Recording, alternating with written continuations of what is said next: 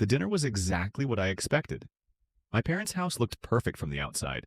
Lights on, curtains open, cars lining the street. The kind of night they loved, because it made everything feel successful, respectable, under control. I showed up right on time, not early, not late. When I walked in, my mom's face lit up like nothing had happened.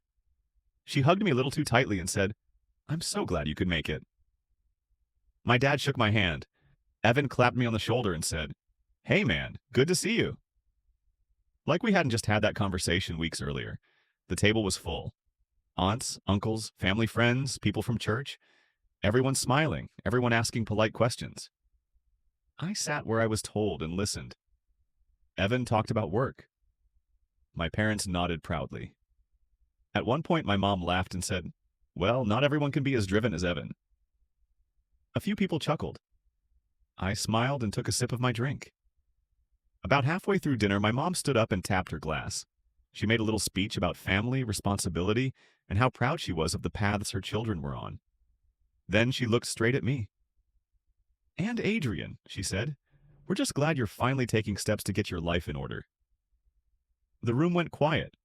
Not awkward quiet. Expectant quiet. Like everyone was waiting for me to nod along and accept my role. So I did something small. I reached into my jacket and pulled out my phone. I didn't raise my voice. I didn't stand up. I just said, "Actually, before dessert, there's something I need to clear up."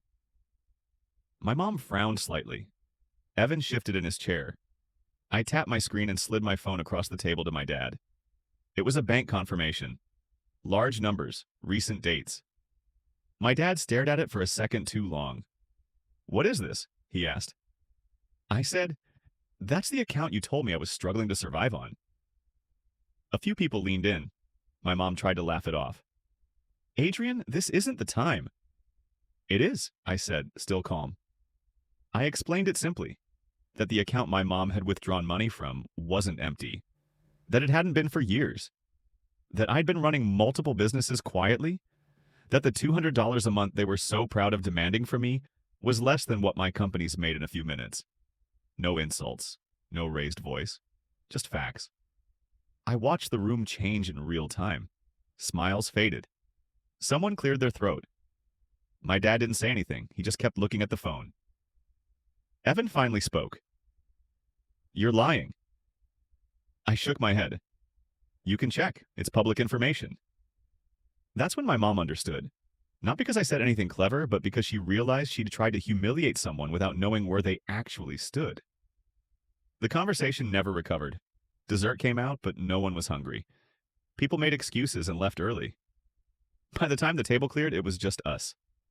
My mom finally asked, "Why didn't you tell us?" I looked at her and said, "You never asked. You just assumed." Then I stood up, thanked them for dinner, and left. I never paid the $200. They never brought it up again. And for the first time in my life, I didn't feel angry about it. I felt finished. Because the point wasn't to embarrass them. It was to stop letting them decide who I was. And that night, in front of everyone they cared about impressing, that finally happened.